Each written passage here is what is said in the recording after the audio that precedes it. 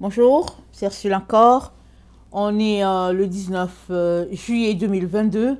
Alors, je viens sonner la trompette aujourd'hui encore et je viens proclamer le retour de notre Seigneur Jésus-Christ.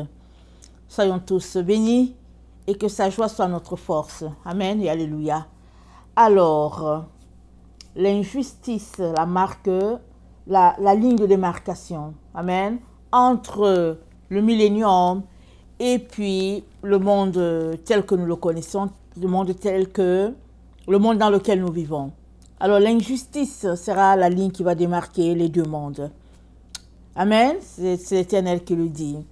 Alors hier, comme j'ai dit, le Seigneur, dans mon temps de prière, il m'a donné un rêve dans un rêve et c'était qu'on était à la fin, complètement à la fin. Et il m'avait donné, je ne me rappelle plus du nombre, mais c'était Harpazo, c'était l'enlèvement.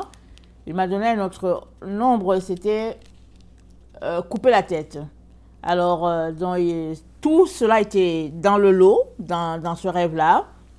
Et il me disait que on est très proche, c'est-à-dire on est dans le temps où l'enlèvement va se passer. Et en même temps que ça va se passer, ceux qui seront plongés dans la grande tribulation, ils vont se retrouver à subir des situations très très difficiles. Et même à un moment donné, on va couper la tête à tous ceux-là qui vont refuser de marcher selon ce qui est établi. Et dans pas le rêve, mais à côté, je veux dire, tout ça c'était hier. Il m'avait donné un nombre, le nombre 93, le nombre qui parle d'injustice. Alors il m'a dit, la situation dans laquelle le monde est plongé, c'est une situation de justice, injustice. Amen. Alors j'ai déjà apporté 2 vidéos là-dessus. Là, je viens apporter une 3e vidéo parce qu'il est très très important que l'enfant de Dieu soit trouvé juste dans toute situation. Parce que le Seigneur m'a dit, au fait, c'est le mot de la fin. C'est la clé, au fait. C'est le mot de la fin qui va faire que tu vas passer de l'autre côté, dans le millénium, ou bien tu vas rester pour apprendre, pour faire tes devoirs, comme on dit. Et puis bon, il y a d'autres, ils vont juste quitter la terre. Et c'est le jugement de Dieu. Et dans Apocalypse 22, on connaît le passage. C'est notre Seigneur qui parle dans le verset 11. Il dit, Apocalypse 22, le verset 11, il dit que celui qui est injuste soit encore injuste, que celui qui est souillé se souille encore, et que le juste pratique encore la justice, et que celui qui est saint se sanctifie encore. Voici, je viens bientôt. Alors, on est rendu au point où il n'y a plus une ligne du milieu. On le sait, Dieu le Père a toujours dit, pas de ligne du milieu. L'église de Laodicée, la culture de Babylone veut qu'on soit en équilibre, qu'on marche selon la ligne du milieu, et notre Père ne veut pas cela. Mais le temps dans lequel nous sommes, ce temps de la fin, ce temps qui marque le final, le point final, point barre, ce temps-là, on est dans le temps où il ne doit pas avoir d'équivoque. C'est-à-dire, hors de tout doute, l'enfant de Dieu doit se retrouver dans une situation de justice, et rien que la justice, et encore la justice. Alors, la ligne donc, qui va nous séparer, donc, c'est l'injustice, alors si on peut le dire ainsi. Et le nombre 93 que le Seigneur a donné, je suis allée regarder, c'est écrit injustice. C'est écrit contraire de ce qui est légal. C'est écrit... c'est écrit situation qui viole la loi, qui viole ce qui est établi. Alors, l'injustice peut être dans tout...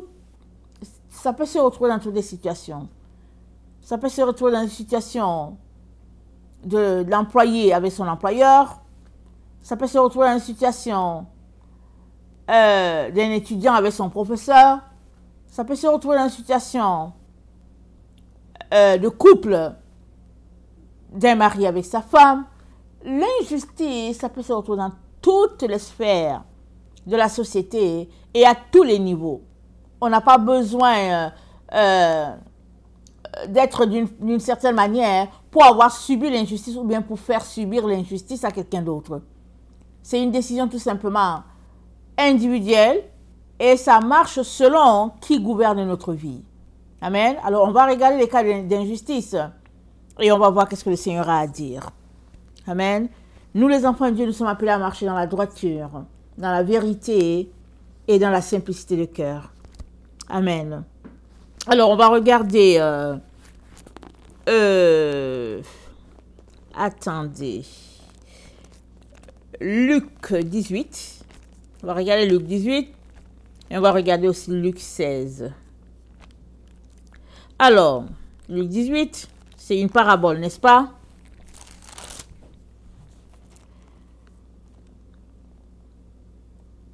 Attendez. Jésus leur adressa une parabole pour montrer qu'il faut toujours prier et ne point se relâcher.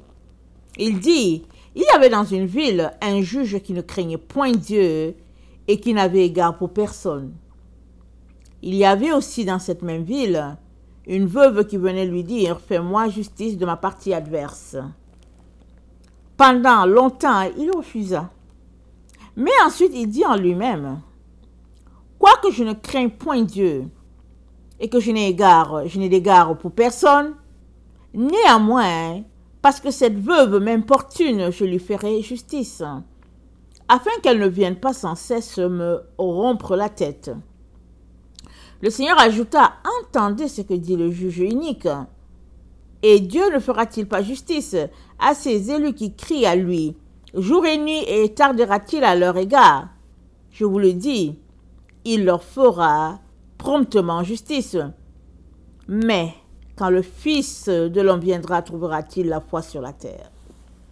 Donc, la foi, ou bien le type de foi que Dieu attend de nous, c'est le type de foi de la veuve. Elle importunait le juge méchant. C'est-à-dire un juge inique. Quand c'est inique là, c'est quelqu'un qui est très méchant. Alors, souvent quand quelqu'un est méchant, les gens disent, oh non, pardon, il n'a qu'à garder. Les gens disent, oh non, non, non, il peut garder l'argent, il peut garder tout, je ne le veux pas. Mais la dame, la veuve, il est bon de préciser qu'elle était veuve, parce qu'elle était dans le besoin.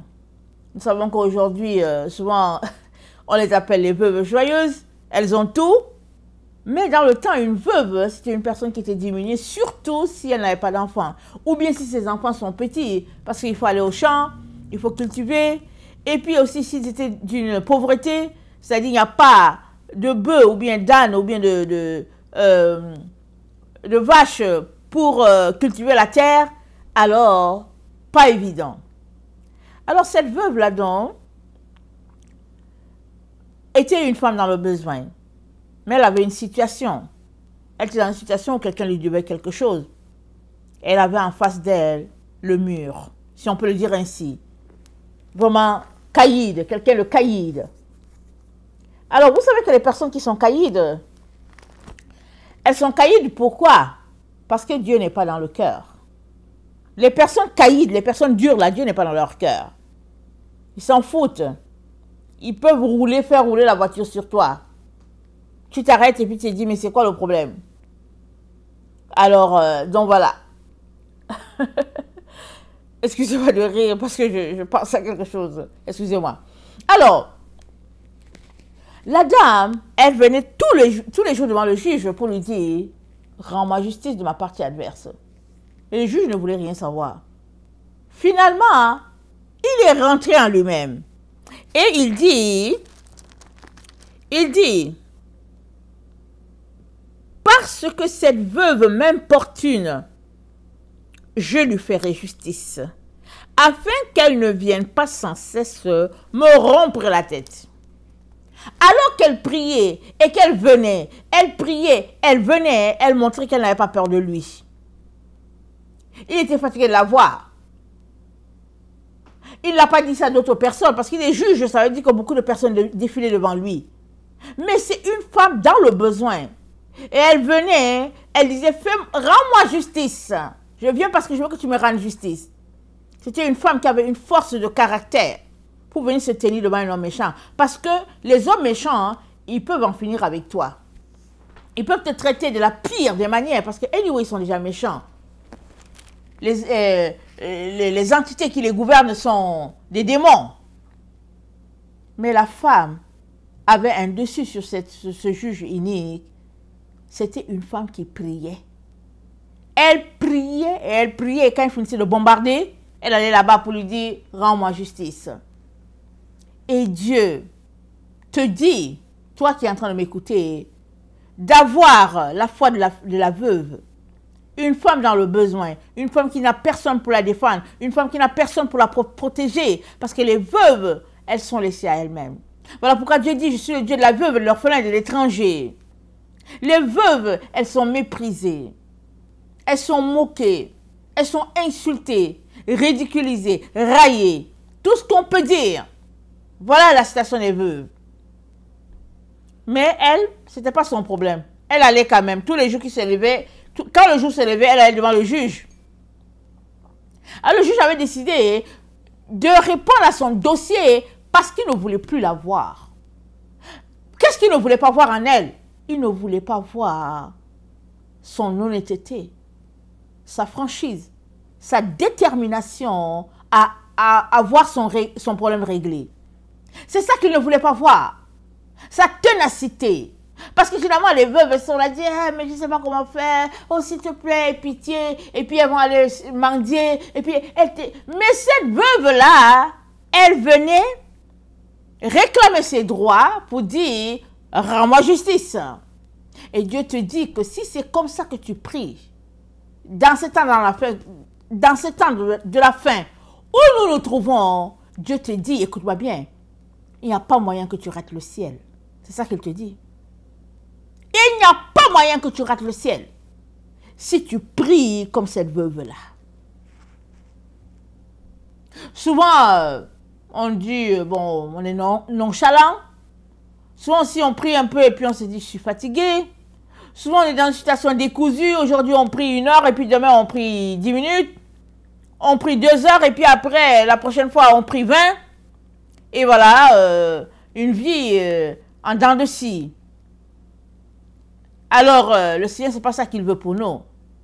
Il veut, pour chacun de ses enfants, une foi tenace, comme cette veuve-là. Au fait, son ennemi ne voulait pas la voir parce qu'elle mettait sur sa tête des charbons ardents. C'est pas dit, mais c'est ça que ça veut dire.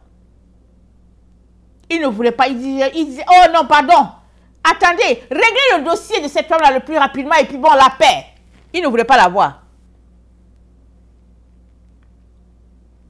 Dieu a toujours pourvu pour que, peu importe le type d'injustice que tu subis, Dieu va te défendre. Mais la question, elle est à ton niveau, la situation, c'est à ton niveau. Comment vois-tu ta situation? Et puis, comment pries-tu? Est-ce que ta situation est une montagne de telle sorte que tu es découragé? Alors, il n'y a personne qui va venir à ton secours. Parce que tu es dans une situation comme la veuve. C'est ça que Jésus-Christ dit. Les enfants de Dieu, nous sommes tous dans cette situation comme la situation de la veuve. Les enfants de Dieu qui veulent marcher selon la vérité, ils sont dans la situation de la veuve. Ils ont besoin d'une intervention divine assez spéciale pour pouvoir avancer dans leur requête, dans leur vie. Ils ont besoin de cette intervention spéciale-là. Et Dieu te dit, par la prière, tu feras taire tes ennemis. Par la prière. Parce qu'il va rendre justice. Amen. On a l'autre situation. Luc 16. Parabole du mauvais riche et du pauvre Lazare. Il y avait un homme riche qui était vêtu de pourpre et de fin lin et qui chaque jour menait joyeuse et brillante vie. Un pauvre nommé Lazare était couché à sa porte couvert d'ulcères et désireux de se rassasier des miettes qui tombaient de la table du riche. Et même les chiens venaient encore lécher ses ulcères. Le pauvre mourut, il fut porté par les anges dans le sein d'Abraham, le riche mourut aussi. Et il fut enseveli. Hein? En tout cas, il prend soin de préciser. Puisque, excusez-moi de rire. Lazare est mort. On dit Lazare mourut. Et on dit il fut porté il fut porté par les anges. Mais le riche, on l'a enseveli. C'est-à-dire, on a bien embaumé, on a bien rangé. C'était vraiment, vraiment clean là, bien propre. Dans le séjour des morts, il leva les yeux et tandis qu'il était en proie au tourment, il vit de loin Abraham et Lazare dans son sein. Il s'écria, « Père Abraham, aie pitié de moi et envoie Lazare pour qu'il trempe le bout de son doigt dans l'eau et me rafraîchisse la langue, car je souffre cruellement dans cette flamme. » Abraham répondit, « Mon enfant, souviens-toi que tu as reçu tes biens pendant ta vie, et que Lazare a eu les maux pendant la sienne. Maintenant, il est ici consolé et toi tu souffres. » Ce riche-là, il n'a jamais changé de mentalité concernant Lazare. Lui, il est en train de souffrir dans le feu. Lazare est dans le sein d'Abraham. Mais il dit comment Abraham dit à Lazare de venir mettre une goutte dans ma bouche.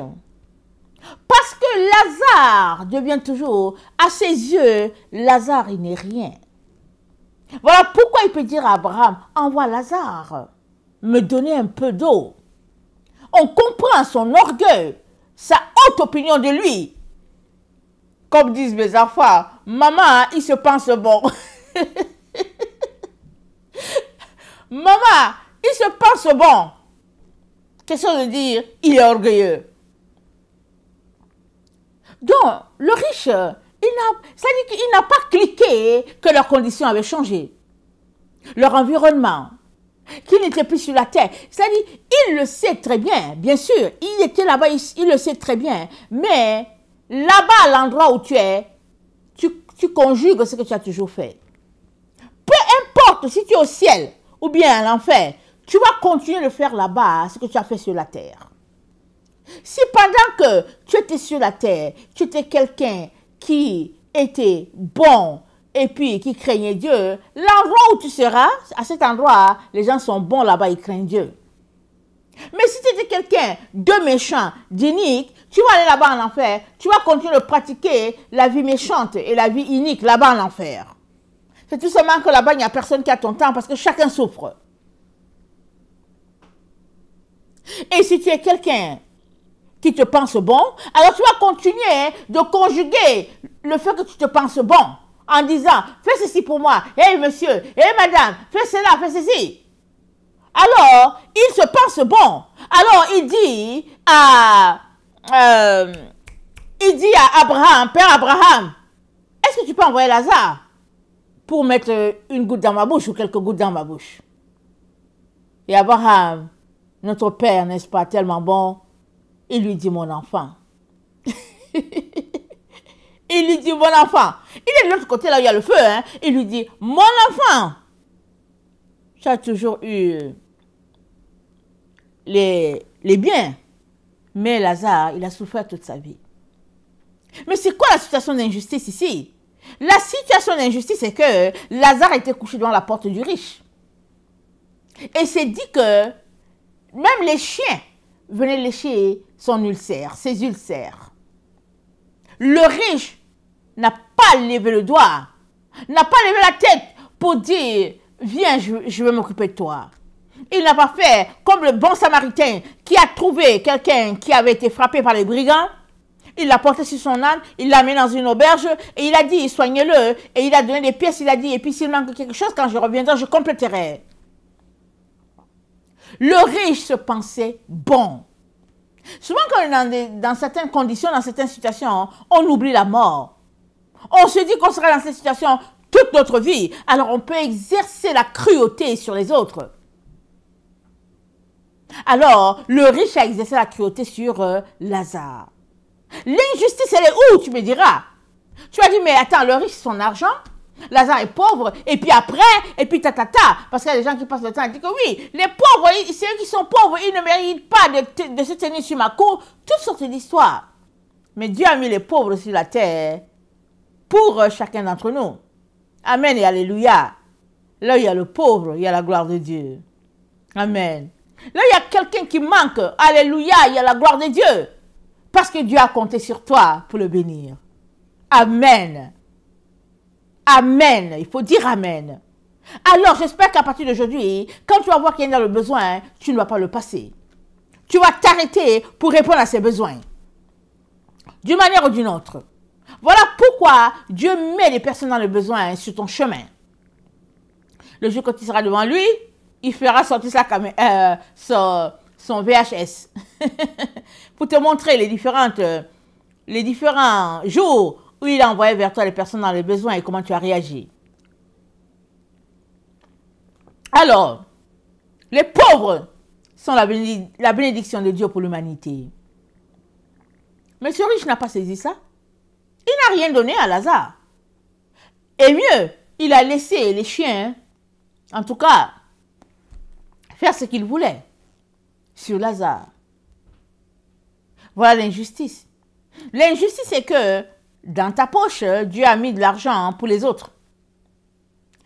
Dans tes poches, il a mis des vêtements, il a mis de la nourriture, il a mis des produits, il a mis tout ce qu'il faut pour que tu puisses bénir quelqu'un d'autre.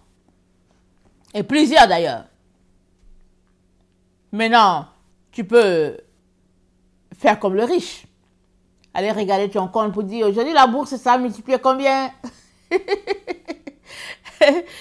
Il y a quelqu'un que je parlais un jour et puis vraiment c'était chaotique.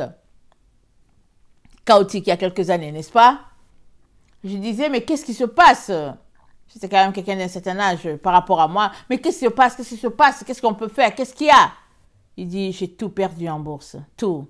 J'ai dit, ah bon? Mais comment ça? T'as pas vu les choses chuter ou quoi? Oh non, j'ai tout perdu. Pourtant, hein, on m'avait dit d'enlever, mais je voulais encore profiter. Donc c'est ça. Souvent, c'est toujours bon quand tu vois les choses dégringoler, d'enlever. Et tu vas peut-être avoir autre chose et puis tu le replaces ailleurs. Ok? Mais, ce monsieur voulait avoir gros. Alors, il a tout perdu. C'est une parenthèse. Alors, le riche, il avait amplement. Il pouvait venir s'asseoir, compter son million, son euro, son yen. Il pouvait compter cela pour dire, oh, converti en francs CFA, ça fait 50 millions. Alors, waouh, on a l'argent, on est riche et tout ça. Mais la richesse de ce monde, ce n'est rien par rapport à la gloire de Dieu. Ce n'est rien par rapport à ce que Dieu a pour nous de l'autre côté. Voilà pourquoi Dieu nous dit, si tu n'as pas été fidèle dans ce qui est à autrui, qui te donnera ce qui est à toi? Parce que ce qui est à autrui, Dieu l'a mis entre tes mains. Il a mis dans les mains du riche ce qui reviendrait de plein gré à Lazare le pauvre. Mais le riche n'a pas compris cela. Il n'avait pas le temps. Un jour, on était en train de suivre un feuilleton, je ne sais plus, un feuilleton, en tout cas, c'est des histoires à rire, là. Et le monsieur disait, il disait à sa femme, gifle-moi. Elle dit, mais pourquoi? Elle dit, pourquoi veux-tu que je te gifle, mon chéri? Il dit, non, mais gifle-moi, on est riche. Voilà comment les gens ridiculisaient le comportement de certaines personnes par rapport à l'argent. Il dit, on est riche, gifle-moi. Mais finalement, pour se rendre compte qu'il n'y avait même pas de richesse. Mais tout cela pour dire que souvent, on attache notre cœur à ce qui est vraiment déplorable. Dieu dit, là où est ton trésor, là sera ton cœur. Autrement, ton cœur se trouve à l'endroit où tu penses que le trésor est là. C'est bien que si Jésus-Christ veut te parler, il faut qu'il parle argent. Il aura ton oreille, il aura ton attention. Mais s'il ne parle pas argent, tu n'as pas le temps. Mais Jésus-Christ ne parlera pas argent. Il parlera toujours vie éternelle, vie éternelle, vie éternelle. Alors ça veut dire que quelqu'un comme toi, ce sera difficile que tu connectes à Jésus. Parce que Jésus-Christ, il te parle de vie éternelle, de vie éternelle, de vie éternelle. Et toi, tu parles argent, argent, argent. Le riche, donc, a passé toute sa vie à pratiquer l'injustice sur Lazare. Il connaissait Lazare combien de temps, on ne sait pas. Mais du temps où il a connu Lazare, il a pratiqué son injustice. Est-ce que c'est la seule citation pour laquelle il a été retrouvé en enfer? Il se pourrait. Mais toujours est-il qu'il a supplié que sa famille n'aille pas là-bas. Ça veut dire, c'est une histoire de famille. C'est une histoire dans les gènes là-bas, de cette famille-là. Et Jésus-Christ veut dire aux apôtres, à ceux-là qui l'écoutaient, puisqu'il était en train d'enseigner, il a dit,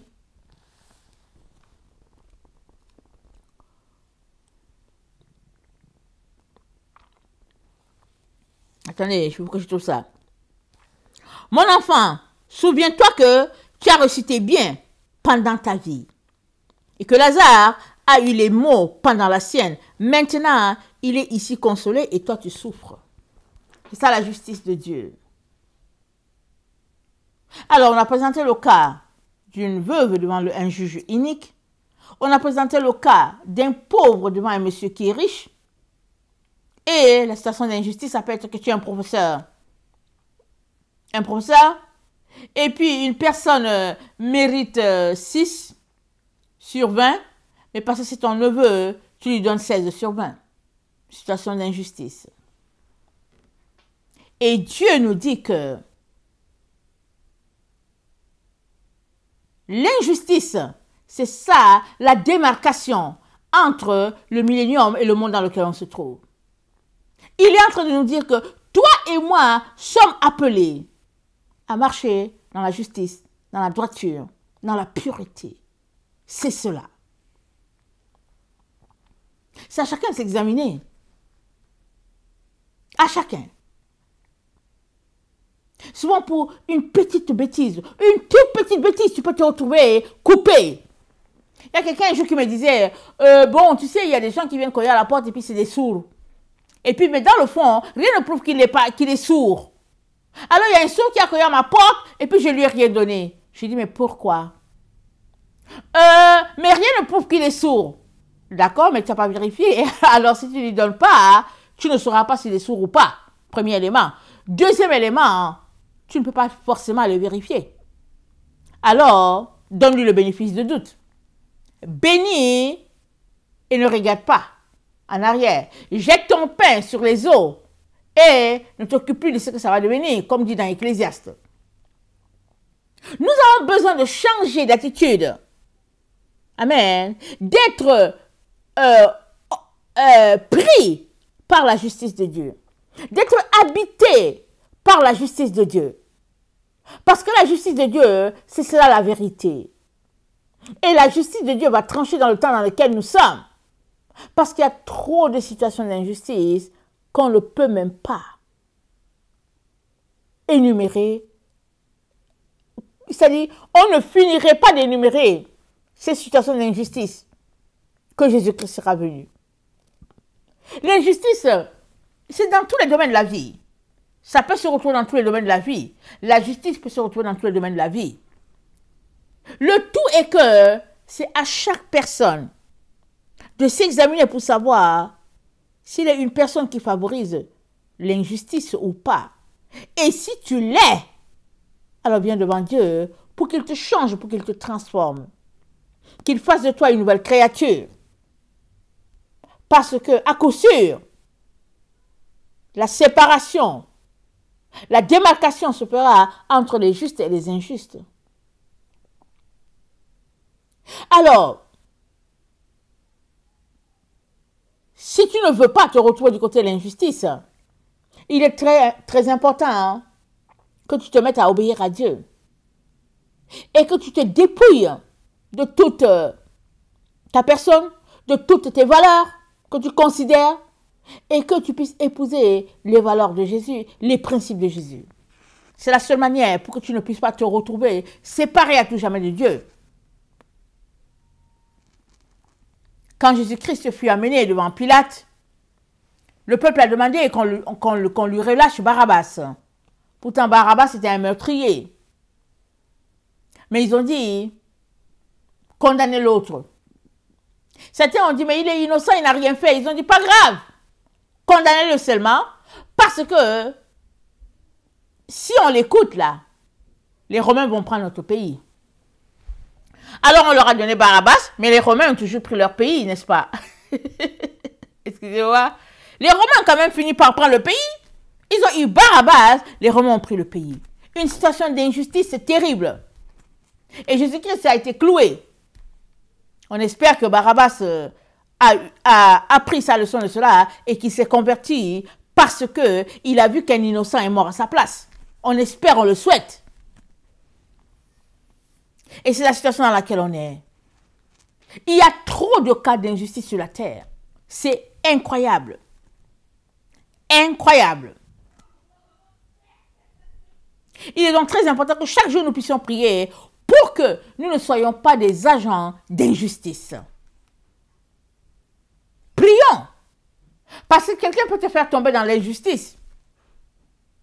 Tu es là, tu penses qu'au fait, ah oui, tu compatis, mais tu compatis à l'injustice. Parce qu'on est dans ce temps-là, décrit par Paul, 2 Timothée 4,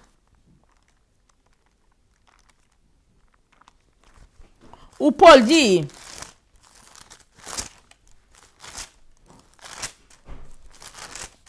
excusez-moi, 2 Timothée 3, car les hommes seront égoïstes, amis de l'argent, fanfarons, hautains, blasphémateurs, rebelles à leurs parents, ingrats et religieux, insensibles et déloyaux, calomniateurs, intempérants, cruels, ennemis des gens de bien, traîtres, emportés, enflés d'orgueil, aimant le plaisir plus que Dieu, ayant l'apparence de la piété, mais reniant ce qui en fait la force, éloigne-toi de ces gens-là. Pourquoi? Parce que c'est contagieux. C'est contagieux. Souvent, tu peux te retrouver à donner ton opinion sur un dossier alors que tu viens d'être embarqué dans une histoire d'injustice où tu n'as rien à voir. Mais on vient de t'embarquer. Parce que tes émotions sont telles que tu as pris parti pour le mensonge. Mais toi, tu penses que tu es dans la vérité. Et le Seigneur nous dit que l'injustice, voilà ce qui va séparer les deux mondes. Dans Ésaïe 14,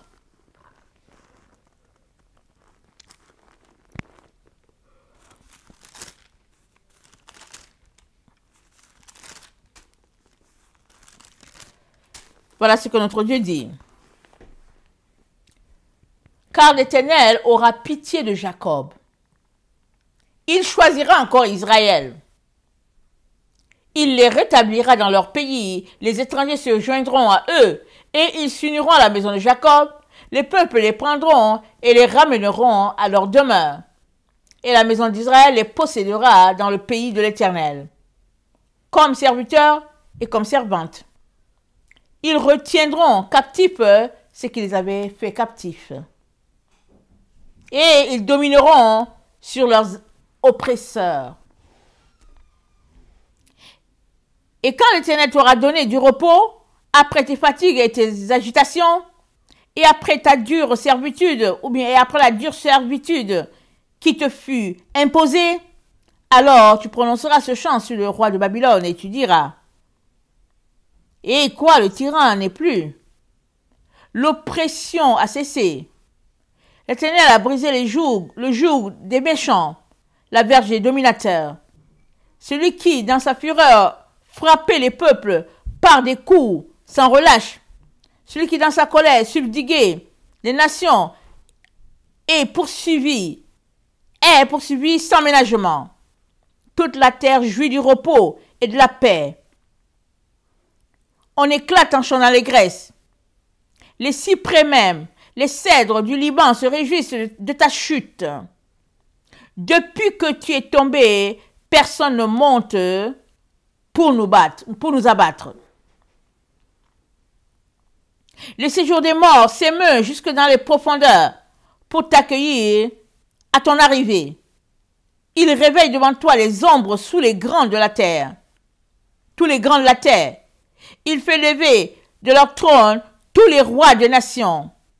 Ils prennent la parole pour te dire, toi aussi, tu es sans force comme nous? Tu es devenu semblable à nous?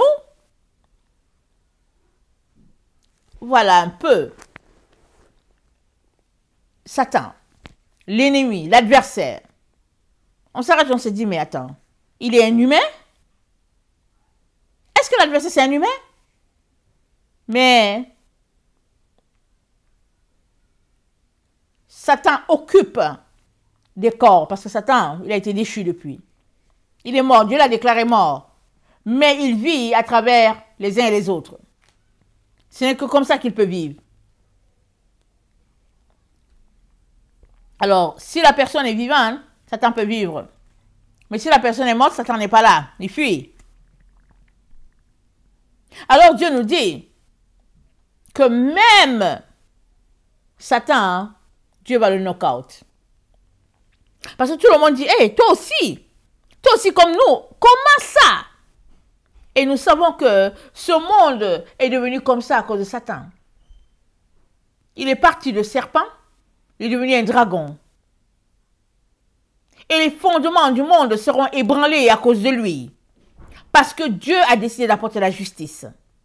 Et c'est ça qu'il est en train de nous montrer ici. Et il nous demande de nous retrouver tout dans une situation de justice. Pas d'injustice, mais toujours de justice.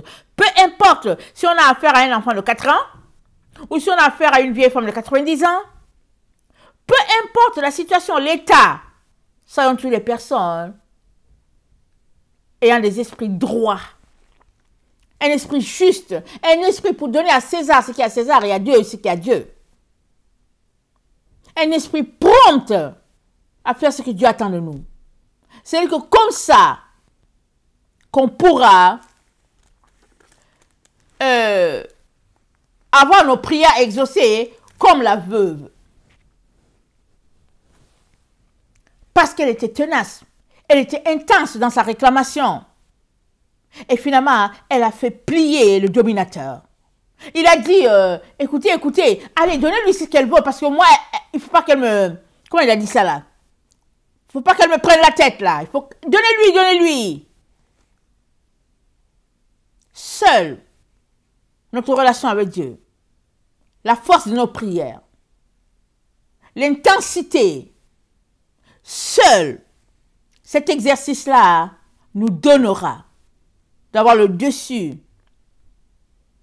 et de faire partie de ceux-là sur qui Dieu peut compter.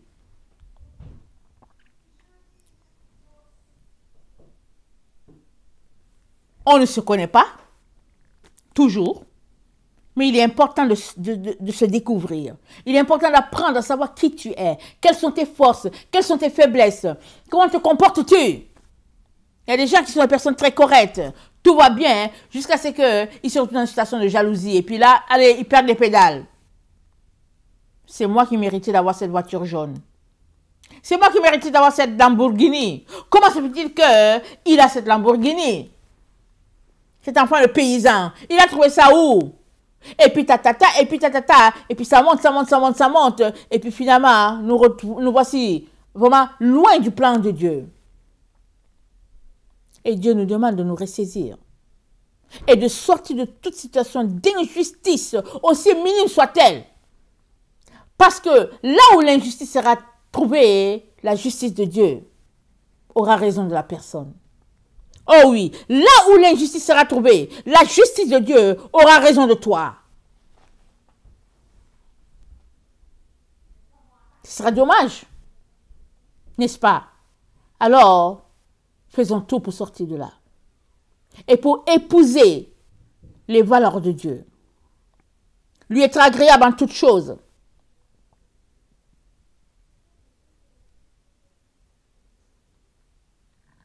Notre Dieu a été élevé à la droite de Dieu. Notre Seigneur Jésus-Christ. Souvent quand j'écoute son histoire, quand je lis, je me dis, ah, vraiment Jésus, en tout cas, tu es vraiment doux. Tu es vraiment calme, paisible. Tu t'es laissé abattre, traiter comme un brigand. J'ai dit, Seigneur, où allons-nous trouver ce beau caractère? Où, Seigneur? Parce que souvent, en tant qu'humain, on veut se venger. On se dit, oh non, non, ça ne sera pas comme ça. Non, non, non, non, non, non, non, non, non, non, non, tu vas me comprendre. Non, je ne me laisse pas faire. Mais le Seigneur veut tout simplement qu'on regarde. Combien de fois me suis-je retrouvée dans une situation où ma bouche me brûlait. Vous voyez, la bouche, ça brûle comme du piment. Tu es là, tu tournes la tête, tu grattes, tu te dis que, oh non, Seigneur, oh non, tu te dis, ah, bon, tu dis, ok, bye. Tu ne reviens pas en train de dire, du temps où je marchais dans la chair, tu ne dis plus ça. Parce que tu es embarqué dans une voie et tu demeures dans cette voie-là. Et la voie de Jésus, c'est la voie où il faut subir. Il faut regarder, il faut prier pour dire, Seigneur, aide-moi à garder ma bouche fermée. Aide-moi, Seigneur, à garder la bouche fermée, à te louer, à te louanger pour tout et à célébrer ce nom. Parce que ce n'est que comme ça que nous pourrons être élevés. Amen. Il a été élevé à la droite de Dieu et Dieu lui a donné le nom qui est au-dessus de tout nom. Afin qu'au nom de Jésus, tout genou fléchisse et toute langue confesse qu'il est le Seigneur. Et ça, c'est parce qu'il a subi toutes les injustices possibles sur cette terre. Et Dieu vient nous demander de sortir, d'être du côté de ceux qui infligent l'injustice. Soyons plutôt du côté de ceux qui subissent. Amen. Soyons du côté de ceux qui subissent. Parce que ceux qui subissent l'injustice se retrouveront du côté de Jésus. Mais si tu es du côté de ceux qui l'infligent, alors tu seras tout simplement coupé. Et tu te retrouveras dans une situation comme celle de ce riche-là. Ça ne sera pas textuellement la même situation, ça ne sera pas les mêmes paroles, parce que tout va partir de la situation que tu vis.